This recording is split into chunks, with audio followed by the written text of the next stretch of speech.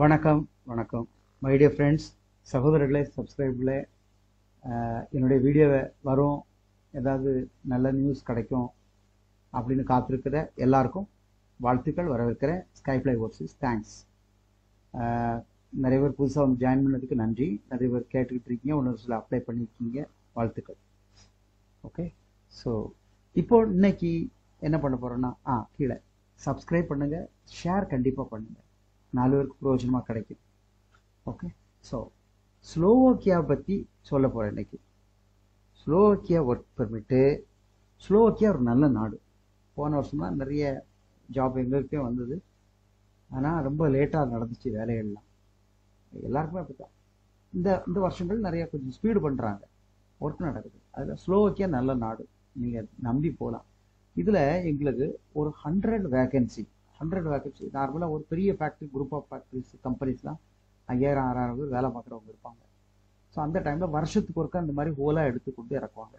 அதில் இன்னைக்கு general helper, packing labours, assembly line operators, cleaners அப்படின்ட்டு ஒரு ஃபுட் ப்ராடக்ட் கம்பெனி. அதுனா ஆல் ஓவர் ஸ்லோவோக்கியாவுக்கும் மற்ற நாடுகளுக்கும் இங்கே ப்ரொடக்ஷன் ஆகக்கூடிய பிஸ்கெட், கேக்ஸ், சாண்ட்விச்சஸ், மற்றபடி day to day usable item, eatable item கம்ப்ளீட்டாக பண்ணுறாங்க. ஓகே, அதில் ஐட்டங்களை நம்ம கணக்கிலே சொல்ல முடியாது, அவ்வளோ இருக்குது.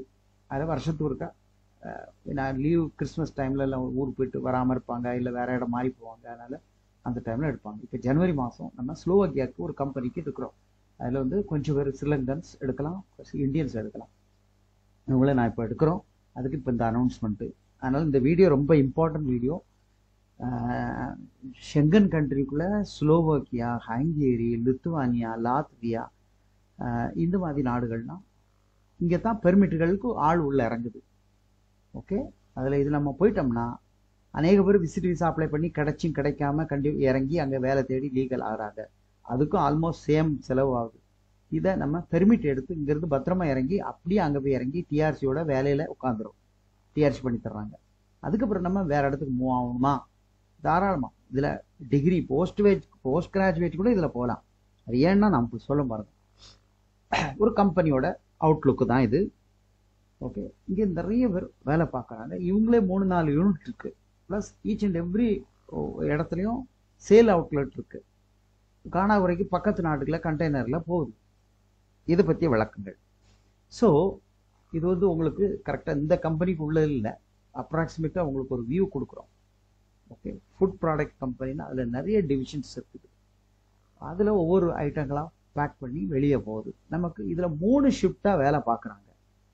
ஓகே, அதில் நமக்கு ஷிஃப்ட் மாறி வரும். இதில் மேல் ஃபீமேல் யார் வேணால் வேலை பார்க்கலாம்.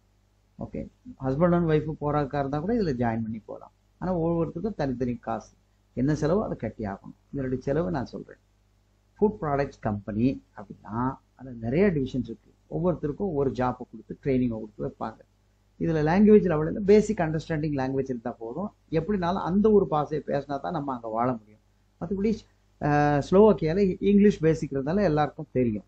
அப்படி பண்ணலாம். இந்த ஜாப்பை பற்றி உங்களுக்கு நான் என்ன சொல்கிறேன்னா, ஃபுட் பேக்கிங் ஹெல்ப்பர்ஸ் தான். அதில் இசிஆர் பாஸ்போர்ட், கண்டிப்பாக இசிஎன்ஆர் பாஸ்போர்ட் இருக்கட்டும். That's good. ஏன்னா அங்கேருந்து அதான் சொன்னாங்க. ஏன்னா விசாலாம் அடித்த பிறகு இங்கே ஏர்போர்ட்டில் மடக்கி பிடிச்சாலும் கஷ்டம். அதனால் 10th பாஸ் பண்ணி இசிஎன்ஆர் பாஸ்போர்ட் இருந்தால் அப்ளை பண்ணலாம். வயசு ஒரு 45க்கு கீழே இருக்கட்டும். மேல் ஃபீமேல் யார் வேணாலும் இருக்கட்டும். நீங்கள் எவ்வளோ படிச்சுட்டு வேலை இல்லைனாலும் பரவாயில்ல, நம்பி இதில் இறங்க. இங்கே போய் இறங்கி வேலை செஞ்சால் மாதம் 80-85 ரூபா அனுப்பலாம். ஓகே, இதை கீழே படித்து பாருங்களேன். இது படித்து பாருங்கள், நீங்களே படித்து பாருங்கள். இதில் எல்லாமே நான் சொல்லியிருக்கேன். செலவெல்லாம் போக அங்கே வாங்கிட்டு இருக்க 850 யூரோ வாங்கிட்டு இருக்காங்க. அப்போ செலவெல்லாம் என்னன்னா, நம்ம டிஆர்சி அப்ளை பண்ணுற வரைக்கும் டேக்ஸ் கட்டணும். அதுவே ஒரு 250 யூரோ போகும். அப்போ 1100 கிட்ட வருமானம் வரும் இதில். ஓகே, அதில் டேக்ஸ்லாம் கட்டால் 850 கிடைக்கிது. அக்காமடேஷன் அருமையாக கதன்னு இருக்கும். அது இருக்காங்க, ஏன்னா அங்கே ஆள் இருக்கு சொன்னாங்க. மற்றபடி இப்போ ஸ்னோஃபால்ஸ் தான் மைனஸில் தான் போய்கிட்டு இருக்கு. இது ஏப்ரலில் சரியாயிடும். அதுக்குள்ளே நீங்கள் அங்கே இறங்க கரெக்டாக இருக்கும்.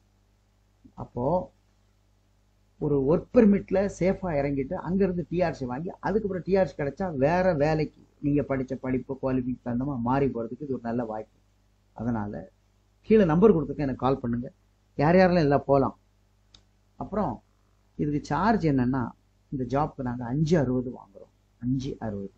ஓகே, எல்லா செலவும் சேர்த்து step by step payment. ₹1 1 lakh கொடுத்து தான் ஆரம்பிக்கிறோம்.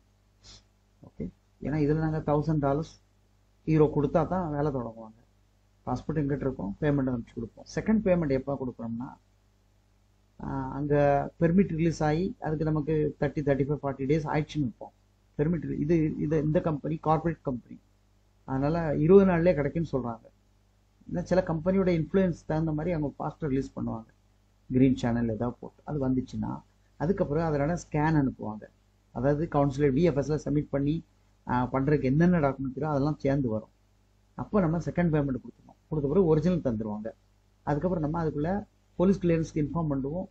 அதை நம்ம ரெடி பண்ணி தந்துட்டிங்கன்னா அது டெல்லியில் போய் அப்போஸ்டில் பண்ணி வரோம். வந்த பிறகு சப்மிஷனுக்கு அப்பாயின்மெண்ட் போட்டு விட்ருவோம். அது சவுத்தா நார்த்தா அந்த டிபெண்ட்ஸ் அப்பான் த அவைலபிலிட்டி பண்ணிடுவோம். லேட் ஆகுது இப்போல்லாம்.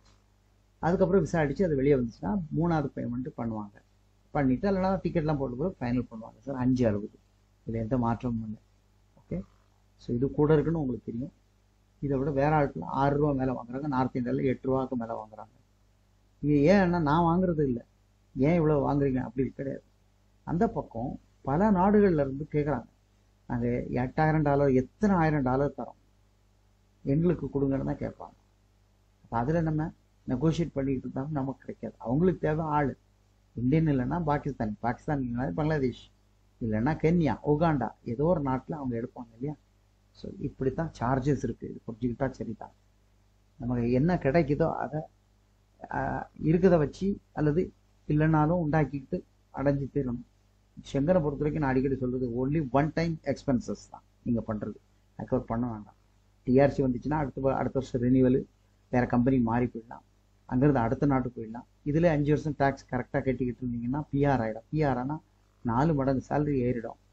அதுக்கப்புறம் நீங்கள் அந்த நாட்டு சிட்டிசன், அந்த நாட்டு பாஸ்போர்ட் கிடைச்சிடும். ஃபேமிலி பேஸில் ஆகிக்கிறோம்.